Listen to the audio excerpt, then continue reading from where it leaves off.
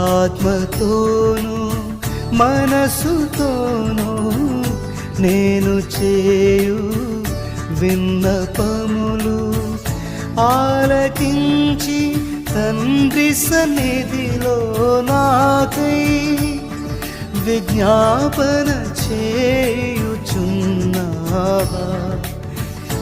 ఆలకించి తండ్రి సన్నిధిలో నాకై విజ్ఞాపన చేయుచున్నావా?